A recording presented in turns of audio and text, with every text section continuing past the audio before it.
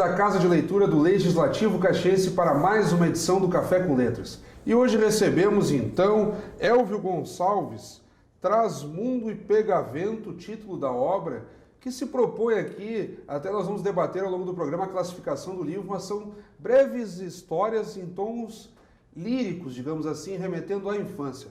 Elvio, é um prazer tê-lo conosco. É um prazer, Fábio. Interessante que tu tenha falado dessa questão da classificação da história, né? Porque até agora ele teve 3 classificações diferentes, né? A Biblioteca Nacional classifica como contos infantis juvenis. O jornalista Moisés Mendes, da Zero Hora, que faz o prefácio aqui. Que faz o prefácio, ele coloca como prosa poética, coloca quase como uma poesia, né? E no entanto, para o grupo da órbita literária, chama para um debate sobre a construção, né, a construção literária, digamos, né, como coleções de crônicas, enfim, esse tipo de coisa. No entanto, eu entendo como quase uma contação de causo, né, quase uma contação de causo. Embora não use a linguagem tradicional dos contadores de causos, né, dos causos gauchescos, não busca Claro. essa linguagem, busca a linguagem mais universal, mas, inclusive, foi esse o grande desafio na hora de montar a obra. O grande desafio foi fazê-lo como se fosse uma coletânea de crônicas que juntas e em sequência formasse uma novela, formasse um romance. Mas que se tu pegar e ler individualmente qualquer uma delas que tu abrisse no meio do livro, que tu pudesse ler e ela tivesse compreensão isolada. Para que as pessoas entendam do que nós estamos falando, tu trazes aqui um ambiente rural, retoma uma localidade chamada Campo Fundo, que hoje pertence ao município de Manoel Viana, lá na região da fronteira do estado. É um dos municípios que forma a grande área fronteiriça do Rio Grande do Sul.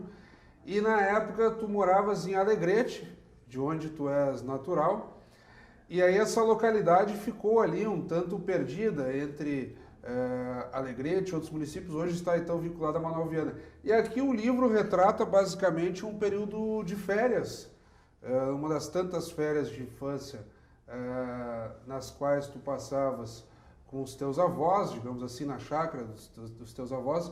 E aqui o livro se pretende isso, é uma etapa toda de férias de verão. As férias de verão escolares são muito longas, hoje nem tanto, mas antigamente eram longas. Eram mais. E aí tu conta uma porção de histórias e episódios. Então eu diria ali que nós estamos diante de uma prova, uma prosa, melhor dizendo, lúdica, porque o critério realmente é a vida de infância, as descobertas com as quais tu ias tomando contato a partir dessa vivência num ambiente campeiro. E aí temos, inclusive, termos gauchescos, embora tu colocas aí que não procurou seguir aquela linha tradicionalista mesmo, mas a propósito até podemos brincar ao longo do programa, porque há um glossário no final do livro. Exato. Se propondo então a esclarecer alguns desses termos campeiros, digamos assim. Exato.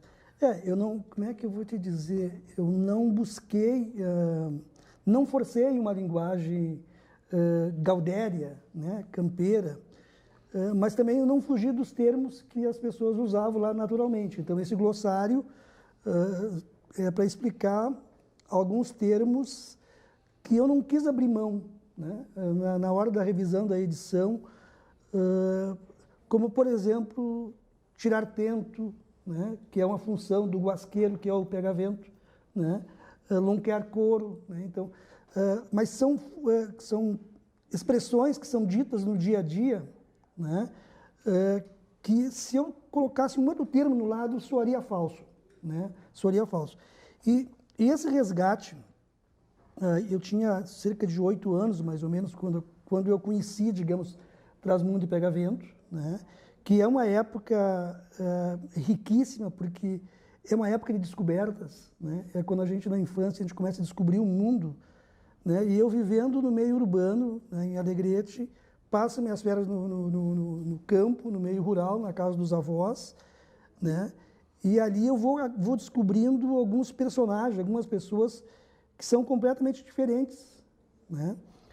Entre elas o Pega-Vento, que é um pandorgueiro, tem esse nome, tem apelido, é o Tônio, né? O Antônio Tônio Pega-Vento, porque ele faz pandorgas desde a infância. Na adolescência ele começa a fazer cataventos. E cataventos, exatamente. E ele acredita, porque ele é um tanto quanto amalucado, né? Ele acredita que ele é um meteorologista, que observando os cataventos ele vai antever as chuvas, as tempestades, né? E, enfim, então ele é digamos, um maluco, mas é um maluco inofensivo, né? É uma pessoa, um maluco alegre, divertido, tem as suas maluquices, enfim. Sofre algum preconceito por parte de alguns, mas é tolerado porque como ele é o guasqueiro, que é o artesão que trabalha com couro, ele exerce uma função que é fundamental para o modo de vida daquelas pessoas ali. Então ele tem uma função, né? Ele é tolerado por isso. A Teresa Trasmundo, que é a dona Teresa, que tem o apelido de Trasmundo porque é uma parteira, que traz ao mundo, traz as pessoas ao mundo, né? Também é benzedeira do local, e por ser a benzedeira, né? Então algumas pessoas acham que ela é meia feiticeira, meia bruxa, e usam isso para assustar as crianças. E o próprio Pega-Vento também acaba sendo, dando margem a esses preconceitos. Até tu colocas numa dada passagem que ali, no caso, a criança, tu mesmo, sim, mas relatado, sim, com aquele distanciamento, né? Que ia lá para casa, então, da Trasmundo para comer doces e tal. Sim, sim. E aí ele mesmo diz, não, mas ela está tentando te pregar uma armadilha. Ela quer te engordar a tal ponto para você virar comida também. Então. Isso. Aquela coisa do universo da infância que quando os adultos assustam as crianças, né? Com o bicho-papão, não sei, então... O Homem do Saco, nós já tratamos aqui também com o Nicolai, né, o personagem. Exato. E a Trasmundo, ela é como bruxa. Mas mas aí o que eu começo a perceber, e essas coisas eu só percebo depois de adulto, né? O impacto e a influência que isso teve na minha vida, na minha formação, né? Essa coisa de começar a ver além das aparências. Na medida que eu vou conhecendo melhor o Pega-Vento e que eu vou conhecendo melhor a Teresa Trasmundo, eu acabo descobrindo nele pessoas que são pessoas muito boas, pessoas maravilhosas, né? Mas que muitas vezes, por serem diferentes, né, são tratadas como se fossem defeituosas ou como se não merecesse o mesmo respeito, né? E isso eu aprendi com os meus avós, né? Aprendi com meus avós, dois velhos num fim de mundo lá no Campo Fundo, dois velhos analfabetos que me deram aos 8 anos de idade talvez as primeiras lições de respeitar as diferenças, de ser tolerante com quem é diferente da gente, né? Então isso eu só fui perceber com o passar do tempo, né? E o interessante é que a gente sempre critica, nós temos o hábito de criticar aqueles que nós gostamos, de fato. Então, esses dois personagens que dão título à obra, eles são retomados em diversos momentos, e tu encerras ali, digamos assim, já estamos aqui indo além do que poderia, não é? Muito legal contar o final da história, mas enfim, eles ali acabam ficando juntos e tal. Exato.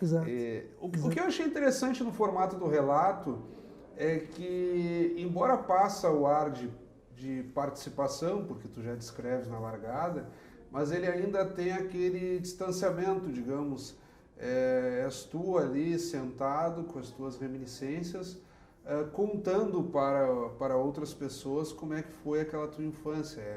É aquele relato de quem passou o tempo, né? Uhum. Então, talvez aí esteja o segredo da riqueza de detalhes também. Imagina tu sentado ali contando para os teus filhos, para os teus amigos. Eu acho que isso serve muito à questão dos meus filhos, né? Eu contava algumas dessas histórias para eles e nos últimos tempos eles insistiam de que eu deveria escrever para não esquecer, né? Aí eu disse, não, eu vou escrever para não perder essas pessoas. Que é um pouco da experiência do falecido escritor Carlos Urbim. Uhum. Eu lembro que eu o entrevistava quando ele foi patrono da Feira do Livro, e ele tratava disso, né? Que ele contava várias histórias ao longo dos verões e tal, e os filhos insistiram e aí começaram a surgir e então, as obras também, em infantis, infantos juvenis que ele escrevia. Sim. E um fronteiriço também, que são as histórias da fronteira, né? Exatamente. Mas assim, ó, tenho o meu avô, talvez tenha herdado isso dele, meu avô, um ex-tropeiro, né? E era um grande contador de causo, né? Daqueles que contavam o causo sentado em torno do fogo, enfim, nos galpões. E sempre contava uns causos muito fantásticos, né? Então, tem casos aqui, tem crônicas aqui dentro que beiram o realismo fantástico, né? Que eram os causos que meu avô contava, né? De estrelas que, quando estava uma noite muito quente, se jogavam no rio e viravam peixes. Pois é, nesse ponto, desculpa te interromper, eu queria começar a explorar algumas das ilustrações. E eu vou pedir que a nossa produção, na medida que eu for folheando aqui, se esforce para pegar. A capa já remete a uma situação desse tipo. Tu contas aí uma passagem que muitos aqui vão se identificar, que era a brincadeira de colocar vagalumes em garrafas transparentes para usar como lanterna no escuro, no meio do mato. Depois você soltava e a capa já reproduz isso. No decorrer do livro também temos essa ilustração, que são os vagalumes ali, quando são soltos das garrafas, eles começam a ir para o alto e vocês no imaginário infantil acreditavam que eles estavam virando estrela e indo para o seu lugar de origem, então que seria o céu, né? Exato. Digamos assim. Exato. Aqui temos também... As ilustrações são todas feitas por ti, ó. Exato. Pirilampos aqui de novo, que é o sinônimo de vagalumes. O livro tem muito disso. Aqui, a projeção de um filme, ó. Que isso também é um detalhe interessante. Quando Campo Fundo, essa localidade hoje de Manoel Viana, teve a sua primeira exibição de filme, em que, por meio de uma bateria num carro, projetaram a tela em si, que serviu era um lençol branco. E ali tu contas toda a surpresa das pessoas com a primeira exibição fílmica daquele período. O rádio aqui, que o teu avô colocou para conhecer a novidade, teu pai tinha presenteado com o rádio. Então aqui são muitas das ilustrações que temos aqui, a rivalização do próprio futebol, que é compartilhado nos recreios das escolas, as crianças vão tomando aquele primeiro contato, e aí tu brincas também com a questão da grenalização do Estado. Né? Exatamente. Aquela ideia sempre da dualidade Inter e Grêmio, Maragato, Chimango, que é chavão falar, mas que sempre é interessante tratar. Na medida que eu vou folhando aqui as ilustrações, a nossa produção vai pegando, eu gostaria que tu comentasses. De onde veio essa criatividade? Tu que abriste mão de um ilustrador e tu mesmo fizeste essas ilustrações. E a propósito, temos aqui um papel de extrema qualidade, valorizando esse traçado. Exato. Fábio, assim, eu durante muitos anos trabalhei em agência de publicidade, né? Embora trabalhasse na área de criação, trabalhei mais na área de texto, né? Então, essa coisa de escrever vem de longa data, né?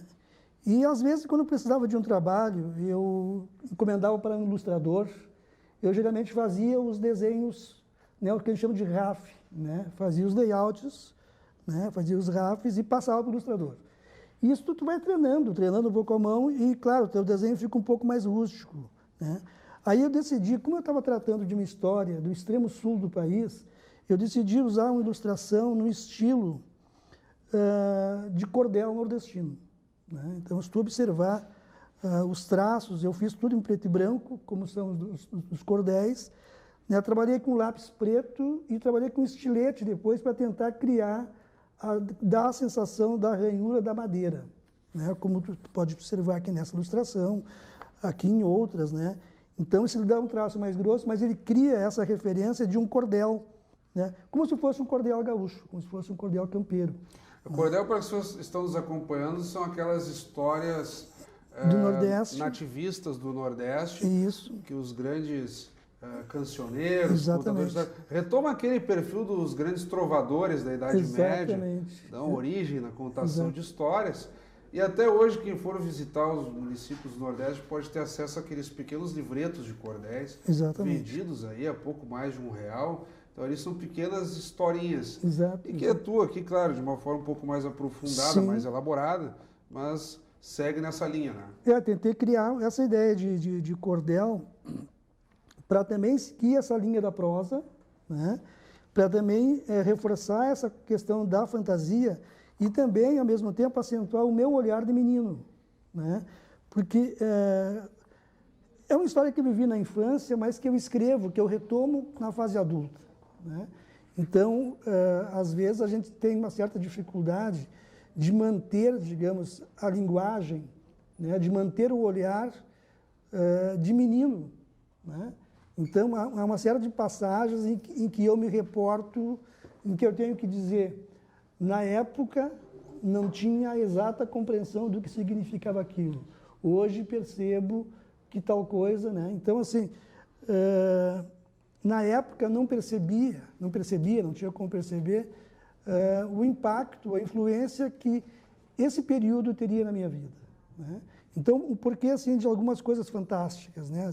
Na própria capa, né, que nós temos uma lua e um girassol, né? Girassol, todos nós sabemos que se abre ao sol, né? Eu tenho um girassol que se abre à lua, né? Ou seja, já começa aqui com essa coisa do realismo fantástico.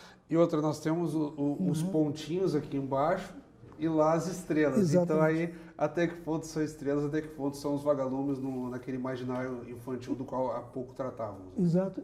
Porque, assim, eu acho que o distanciamento do tempo também ele deixa todas as histórias mais romanceadas, né? Segundo, quando um avô conta uma história para um neto, geralmente a gente imagina a coisa, né, numa proporção que não corresponde à real, né? E também, assim, ó, não tem como não, à medida que eu vou contando, vou fazer essas crônicas, né, esses mini-contos, enfim, ele não tem como não virar uma prosa poética, porque a fase da infância, né? Então, imagina assim, férias na casa dos avós é sempre poético, né? É sempre a fase da infância que nós lembramos é sempre poética, é sempre tem esse lirismo, como tu falou logo no início, né? Então, sem perder esse lirismo, né? E meu avô tinha essa história do jogo de futebol que tu te refere, é uma partida de futebol que foi praticamente narrada pelo meu avô e que, na verdade, hoje eu sei que não aconteceu nada disso, né? Que não foi nada disso, mas eu prefiro... A minha avó contava uma outra versão dessa história de futebol, né? Uma versão real, mas eu prefiro a versão do meu avô porque é uma versão mais divertida, né? E o meu avô tinha essa coisa de ele escolhia a versão mais divertida da vida. Ele sempre optava pela versão mais divertida, Claro. né? Então foi isso que eu tentei trazer, assim, buscar essas versões mais lúdicas, mais divertidas do mundo rural, né? Do mundo rural, de uma comunidade que fictícia, mas nem tanto, né? Eu coloco na abertura do livro que aqui é um livro de ficção, mas quando tu te coloca, nunca é ficção, né? Nunca é ficção, até porque às vezes a realidade ela é mais fictícia que a própria ficção, né? Às vezes acontecem coisas no mundo real que nos surpreende. Em Campo Fundo, não sei se pela minha fantasia de menino, né, havia coisas que me surpreendiam muito, né? Tem uma passagem do Pega-Vento que ele insiste que ele tem um peixe de estimação que ele cria dentro de um rio, né? Isso é uma coisa absolutamente impossível, né, dentro de um mundo racional. Claro, você ir lá visitá-lo, volta e meia, eu dizer, olha, emerge aí, eu quero... Absolutamente impossível. Mas na cabeça dele isso existia. Claro. Né? Isso existia. E aí é um dos contos que eu mais gosto, né? Porque é uma forma como ele achou para lidar com a saudade que ele sentia do pai, né? Ele costumava pescar com o pai, com o falecimento do pai dele, ele volta ao riacho, né? E aí ele encontra um peixe com quem ele conversa. Eu só vou perceber, anos depois, que de alguma forma aquele peixe representava a saudade que ele tinha do pai dele. E mal ou bem eu confortava nesse sentido. Exatamente, também. a forma como ele lidou com a dor, né, da perda, a dor, né, enfim. No fim, nós estamos um pouco além do nosso tempo e nós retomamos aqui ilustrações interessantes. Aqui, por exemplo, na Teresa e no Tonho, a Teresa Trasmundo e o Tonho Pegavento, aqui tu faz o traçado pegando o rosto deles, né? Sim, sim. Ele tem aqui uma brincadeira com positivo e negativo, né? Então eu coloco assim, ó, Trasmundo e Pegavento tão diferentes, e quando tu vira eu tenho Teresa e Tonho tão iguais, né? A brincadeira é o seguinte, que enquanto personagens Trasmundo e Pegavento, eles são muito diferentes, mas enquanto pessoas, Teresa e Tonho, eles são iguais, né? Então eles são iguais entre eles, né? E são iguais a todo mundo, né? E ao mesmo tempo que eles são diferentes, né? E de tão diferentes que são, eles acabam se encontrando, né? Eles passam, se a gente observar durante o livro inteiro, Tonho tem uma antipatia muito grande por Teresa. Teresa tem uma antipatia muito grande por Tonho, né? Mas essa antipatia, acaba aproximando, né? Que foi o que nós seria talvez uma forma de esconder o sentimento, né, que de fato havia entre eles, né? Nós procuramos aqui ao longo do programa dar conta, comentamos também brevemente o glossário ali, que compõe algumas expressões gauchescas. Eu lembro de uma que tem ali que eu particularmente não conhecia, que vocês falam a devas. As devas. As devas. Isso, as devas. Que recupera um termo da língua portuguesa, deveras, né? Quando a pessoa quer dar aquela ênfase que de fato aconteceu. Eu lembro meu pai usa muito as ganhas, né? Isso. As ganhas ou as brincas, né? Então, quando o assunto é sério, é as ganhas, não é as brincas. O as devas me seriam... identifiquei bastante com o as devas é o contrário das brincas, né? As devas é deveras, é de verdade o negócio. Então meu pai falava as ganhas, sobretudo quando era para jogar bola, assim, coisas do tipo. Eu quero te agradecer imensamente, Elvio, pela tua obra. Acredito que muitos aqui também puderam rememorar no tempo a partir das suas histórias com as suas próprias experiências pessoais. Eu gostaria que nessa reta final tu anunciasses, digamos assim, os lançamentos que estão previstos aí para os próximos dias e recuperasses de forma breve algum ponto que não abordamos até aqui. Ok.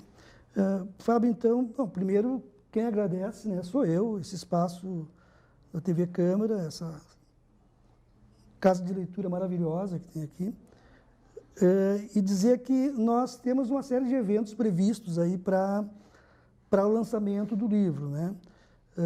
Nessa quarta-feira, dia 16, às 20 horas, no Centro de Cultura Henrique Cordovaz, né? Quero anunciar que nessa quarta-feira um dos personagens vai estar lá, que é o Terêncio Boaventura, que é o dono do Alambique, e ele vai estar lá fazendo a degustação da cachaça Boaventura, para quem quiser experimentar. Legal. Né? E no sábado, pela manhã, dia 19, nós estaremos no Arco da Velha, das 10 da manhã ao meio-dia. No dia 26 de setembro, nós estaremos na Praça do Trem, com o primeiro Book Truck de Caxias. Né? E temos aí já pré-agendado alguma coisa para a Nova Roma, em novembro, e dia 24 nós estaremos num food truck em Bento, na cidade de Bento Gonçalves, junto com outros escritores caxienses, né? Seria um grupo de escritores caxienses que vão estar autografando lançamentos agora, recentes. Mas nunca esquecendo o nosso principal evento, que é a Feira do Livro. Começa, então, dia 2 de outubro, né? Aqui na nossa Praça Dante. E nós estaremos autografando lá no sábado, dia 9, no sábado não, na sexta-feira, às 17 horas, dia 9 de outubro. Exatamente. Dia 9 de outubro, às 17 horas, nós teremos uma sessão de autógrafo na nossa Feira do Livro. Bom, então tem uma série de eventos agendados aí, o programa estará no ar ao longo de uma semana. Se por um acaso a pessoa, quando estiver assistindo, já tiver passado da data, ainda tem outros, então pode se programar à vontade. Acredito que em breve a obra já estará também nas principais livrarias, então não haverá como ficar de fora, digamos assim. Exatamente. Poderá ser contemplado de alguma forma e ter o contato contigo. Mais uma vez, muito obrigado. Fábio, quem agradece, né, sou eu. a ti, né, a tua produção, ao Legislativo Caxiense por essa oportunidade, por essa bela iniciativa dessa casa de leitura, né, e aproveitar para convidar a todos, então, para participar desses eventos que nós relacionamos, né, quem não conseguir ir num vai ter a oportunidade de ir em outro, e salientar também, convidar a todos para que prestigiem a nossa Feira do Livro, que esse ano tem uma programação fantástica. Muito obrigado. Conversamos então com Elvio Gonçalves, que nos brindou aqui com a obra Traz Mundo e Pega Vento. Como sempre, convidamos a todos que continuem acompanhando a programação do nosso canal 16. Até o próximo Café com Letras.